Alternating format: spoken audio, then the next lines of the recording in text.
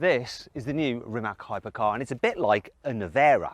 Yeah, you don't know what a Nevera is, do you? It's a Croatian storm. It's brutal, it's sudden, it's powerful. And that's why Rimac have called this car the Nevera, because it's all of those things. Now in this video, I'm going to give it a jolly good reviewing. And to do that, I'm going to talk you around the exterior, the interior. I'm going to take it for a drive on the road. I'm going to drive it like a hooligan. I'm going to launch it because apparently this is the quickest accelerating production car in the world. But we shall see. Anyway, I'm Matt Watson, and you're watching Carwow. Buying a new car? Then head to Carwow and my team will help you find your next car at a fair price. Carwow, your one-stop car buying comparison site. Let's start this video by talking about the price. So the Rimac Nevera starts from €2 million plus taxes. Now, if you're a billionaire and YouTube algorithm has served you this video and you decide to buy one of these, please say that you watched the video from Matt Watson and Rimac will actually give me some commission. I'd really appreciate that. Honestly, they will, so make sure you do that.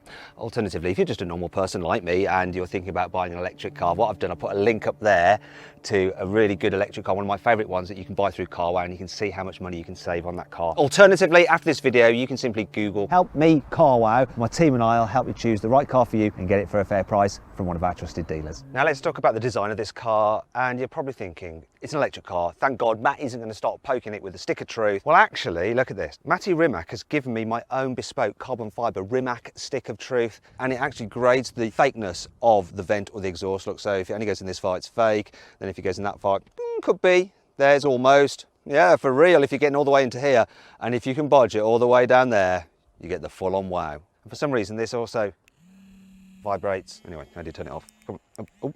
Oh, it's pulsing. Oh, hey, stop.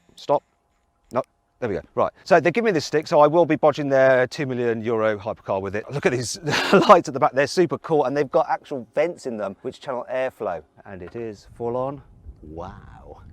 The design of the rear has active aero on it, so obviously this is all carbon fibre, the whole bodywork is carbon fibre. But you've got a lower Venturi tunnel there which can raise and lower depending on what you need for the aero. Also this rear wing will change its angle of attack depending on what driving mode you're in, and it also doubles as an air brake to help slow you down. Nice looking rear end. Get to the side, can we get all the way into wow? Oh, almost, yeah, oh, we get to the wow settings. So that's real, all the vents are real. Don't really need to bodge them, but I will because they've given me my vibrating stick. So these are channeling air into the radiators which cool the rear motors. Now down the side of the car there's this bow tie motif. Can you see that? This shape here, you had that on the Concept 1 as well. And that harks back to 17th century soldiers from Croatia who had these like bow ties. And let me just show you this. So here's a big vent, helps smooth air down the side of the car. And so it goes into the radiators. Let's just see if I can get this in. Oh yeah, look at this. It goes all the way in to the hilt. Really nice wheel design. It's got 20-inch alloys, sensor locking nut like on racing cars. It's got a real nice sleek profile. It's not too in your face. It looks good. Let's move around the front. So once again, look, we've got some vents there. You've got the radiators. That's enough stick. Oh wait, there. There's another vent there. So once again, we've got active aero here at the front. So the front splitter can actually lower or raise depending on what's happening to the car. And this, vented in the bonnet, it actually feeds air into the radiators. But if the outside temperature is too hot, like it is today, I might melt in fact, that can close up and then you still need some cooling. So you've actually got an air conditioning unit in there, which then activates to cool the batteries and the motors here at the front. Then of course we've got some LED headlights there which have been completely designed for this car. They are bespoke. What do you reckon to the design? I like it. It looks expensive, it looks unique, it looks special, but it's not like, look at me, I'm a hypercar. It doesn't do that. It's more restrained. Yeah, it's nice. Let me know in the comments anyway, let me know. Now let's talk about the chassis. So this car is completely made out of carbon fibre. It actually has the largest carbon fibre monocoque chassis of any car in the world. Now other manufacturers do a carbon fibre tub, but then they hang off metal subframes. This car doesn't do that. That's all carbon fibre as well. The only metal part are the crash structures at the front and the back. Being carbon fibre, it's super rigid. It's got a structural rigidity of 70,000 Newton meters. Now to put that into perspective, because it probably doesn't mean anything to you unless you're an engineer, a Le Mans LMP1 racer, that has a structural rigidity of just 50,000 Newton meters. This car has double wishbone suspension all round with adaptive dampers, and you can choose between 3 different modes if you wanted, between soft, medium and hard. Also, there's lots of different driving modes which are presets: cruise, sport, track, and so on and so forth, which is kind of cool. Then there's a couple of modes that you can actually customize yourself, and you can mix and match all these different things like throttle response, weight of the steering, just as you like them. Then there's this other feature here where you can control the amount of torque on both axles, so you can alter the amount of torque at the rear axle from 100% all the way down to 0% if you want. And then you can also control the amount of torque at the front axle between 0 and 100 again. It's completely nuts what you can do with this car. And of course it's got torque vectoring, because you've got a motor controlling each wheel, so it can actually send the power and torque where it is needed. So when you're going into a corner, the car will actually brake the inside wheels using the motors and accelerate the outside wheels to help you turn around. And this means that you can drive it like a moron if you want to. It's about time I drove it like a moron, I think. People say electric cars can't be fun, so Rimac have engineered in a drift mode to this car. So I turn this and I go into drift mode, and apparently it can mimic a limited slip differential by controlling each wheel. It's supposedly easy to do, but I'm not sure. Let's find out. Oh my god. It's actually getting easy.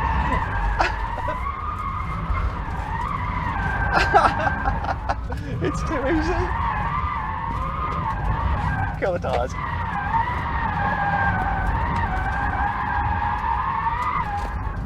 Yeah, it does it.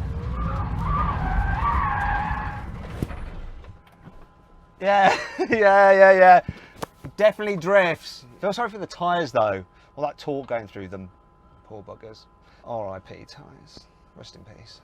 Now let's talk about the brakes, because this is very interesting. So you have 390mm carbon ceramic brakes at the front and at the back. You've got 6 piston calipers at the front and at the back. But then you've got the regen braking, and it's not like regen braking on any other electric car, because it can regen brake up to 300 kilowatts. What does that mean? So 300 kilowatts in old money is about 400 horsepower, which is the same maximum horsepower roughly as a BMW M2. So that's like having a BMW M2 attached to you by a rope and pulling you backwards.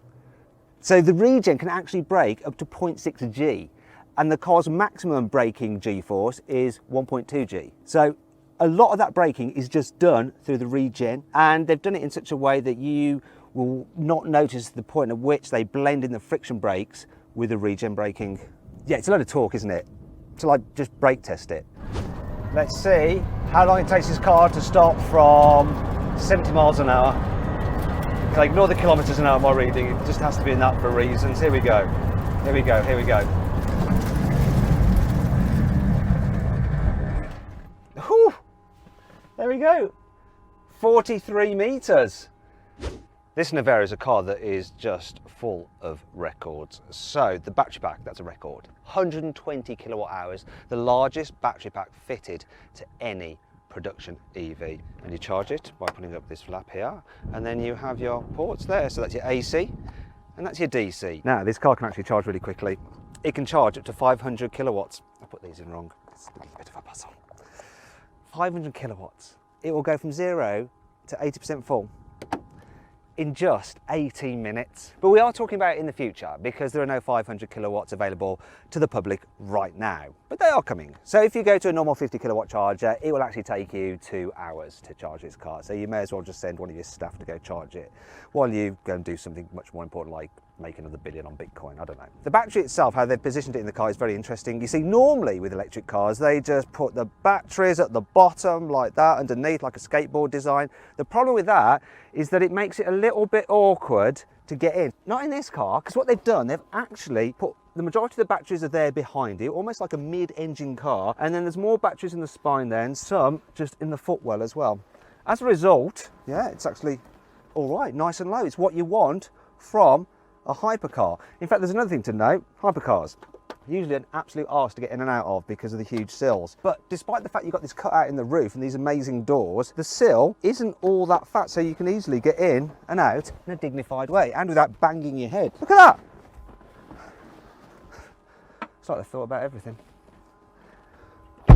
Okay, inside the Nevera. It's a hypercar, which is very, very futuristic. Yet inside it just feels like a normal hypercar, if there is such a thing. So the dash design is all simple, nicely laid out. The driving position's good. The material quality is excellent. Apart from one thing, these air vents here, they feel a little bit plasticky, but exposed carbon fibre here, lovely leather, Alcantara. It's great, and the seats are comfortable, and you can actually move them by using the screen here. So you press a button on the screen, up, down, and you do the same with the steering wheel as well, in and out. So it's all very Tesla-y. It's a bit annoying though that you have to control all functions pretty much through this screen. So the ventilation system, you have to do it through this screen. And that brings me on to the infotainment system. It's completely their own design, so they've not bought it in. It's all right, you know, you can swipe through your different menus. It's got all the functions you need. It will have Apple CarPlay and Android Auto. My only complaint about it and the digital driver's display is that it's all very dark. They've gone for like a dark theme. I'd have preferred a lighter, brighter theme, but I guess that is less distracting when you're doing like 250 miles an hour or whatever. Your passenger will know that you're doing those kind of speeds as well, because they've got this display there to frighten them a little bit. Now, they haven't forgot about practicality in this car, so check this out. Right under here you have place for your mobile phone, and you'll have wireless charging, and there's a USB-C's there. There's some more storage here behind the screen where you can forget where you left stuff. We have some cup holders here, which apparently have been engineered to be able to hold a bottle in place, even though it's a bit wobbly, when you're drifting and cornering at high G. It's been tested, it has. And then there's the smallest glove box I've ever encountered in my live testing cars. Look at this. There it is. It is more of a document wallet. Now let's go on to talk about the boot. Now don't worry, I am going to launch this car soon, because really you're probably here to see how quick it is from 0 to 60 and over the standing quarter mile. But first, let's do the boot. Underneath here is 100 litres of luggage capacity, which is not that much, is it? And because of the shape of this, you're going to need bespoke luggage from Rimac to really make the most of all this area. You wondering what's under here? Well, yeah, you thought it was going to be some extra storage, but no, it's taken up by your first aid kit and your tyre compressor. Really, if you want to go on a holiday in this car, you're going to need to send a support car along with you. And that brings me on to 5 annoying things about the Rimac Nevera. Being an electric car, obviously there's a frunk, right? Because there is on every single electric car. No, you just got radiators and stuff. So no frunk here, I'm afraid. So that 100 litres really is your lot. Because you've got radiators at the back to cool the rear motors, you can hear the fluid circulating in them. Listen to this. Now you could view it as it sounding like you're near a peaceful stream that's flowing. Alternatively, it does sound a little bit like the car's having a long wee. Although these doors are super cool, you kind of wish that they had soft close, because you tend to not shut them properly. Look, come on. No. Third time lucky. That's better. Rimac has done a lot of work to make this car as light as possible. Obviously there's loads of carbon fibre, but the original prototype actually had a 2-speed gearbox on the rear axle like the Porsche Taycan does, but they switched to a single-speed gearbox because that saved 100 kilos. Despite all this though, there's no getting away from the fact that batteries add weight, and this has one big battery. As a result, it weighs 2,150 kilos. It's a bit heavy. Something like a Chiron comes in at under 2,000 kilos. This is a super luxurious hypercar, but you do get quite a lot of noises in the cabin. The main reason for that is that those noises aren't drowned out by an engine. So here's an example. I'm going to turn the air conditioning on now. You hear that? It's like someone's drilling somewhere in the distance. Now, the reason you hear that is because the actual unit for the air conditioning is so close to you, and yeah, no engine drowning it out. It's not all negative though. Here's 5 good things about this car. Everything on this car is bespoke. There is nothing that is on or used on any other car or off the shelf, apart from the tyres, which are off the shelf tyres, and the actual ventilation system behind the dash is from an Audi R8. Everything else has been made specifically for this car. For instance, even these dials here, they've been billeted from aluminium specifically for Rimac, and these little gauges within them specifically for Rimac. One slight thing about these dials though, they are a little bit stiff to operate, though Rimac is working on that to make sure everything is tip-top for when the car goes to customers. Rimac has tried to make this car feel like it's from a high volume manufacturer, in the same way that a Bugatti Veyron feels just as well sorted as a Golf, whereas other hypercars feel a little bit more cottage industry. As a result, they've crash tested the heck out of this car. This car is fitted with 6 cameras, and they are used for your parking. Look, that's all very handy. However, you'll notice there's another camera up there. Is that because the authorities are watching you?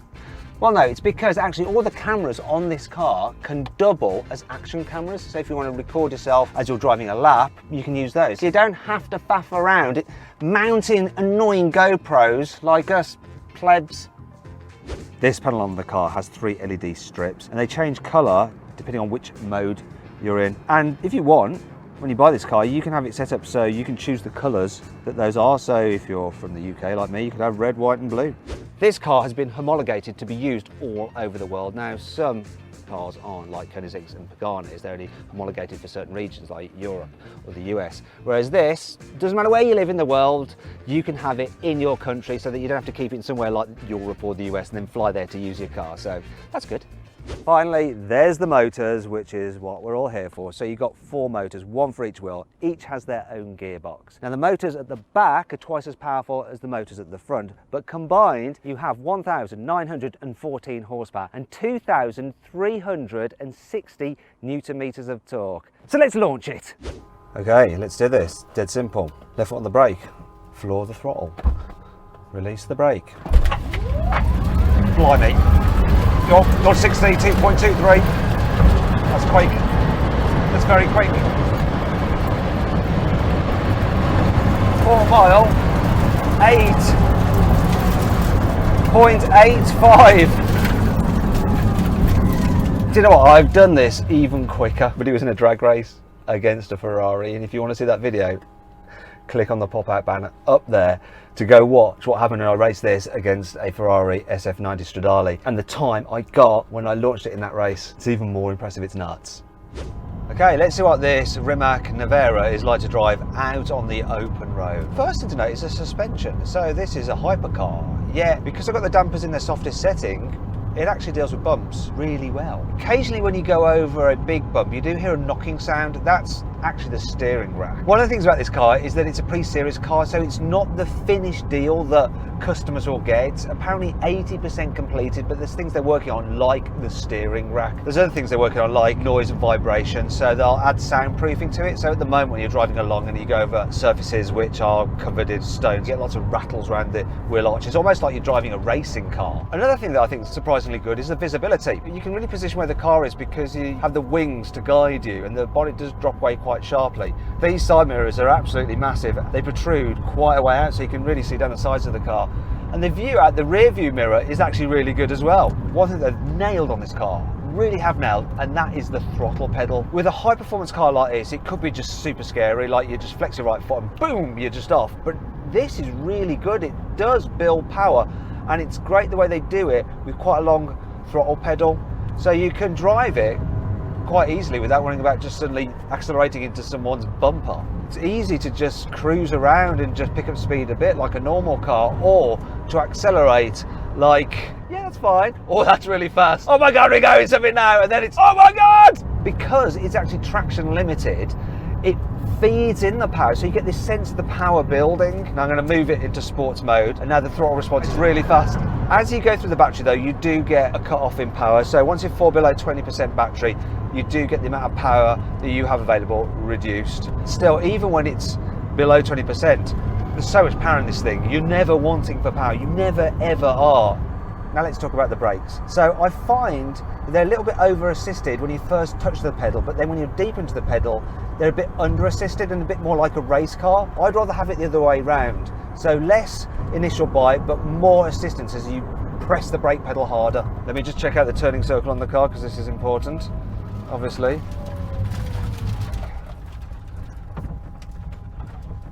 Safe to go. That's actually all right.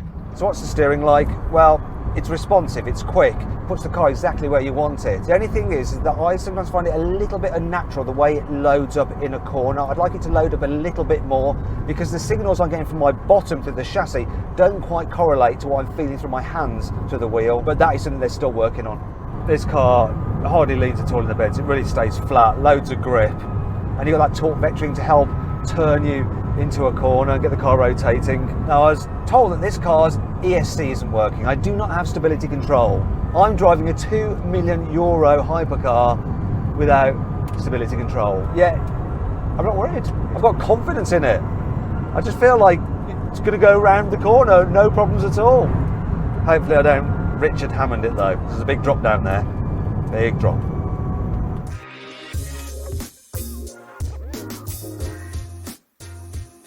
So then, what's my final verdict on the new Rimac Nevera? Should you avoid it? Should you consider it? Should you shortlist it? Or should you just go right ahead and buy it? Well, this is probably the most irrelevant conclusion I've ever given on a Carwow video.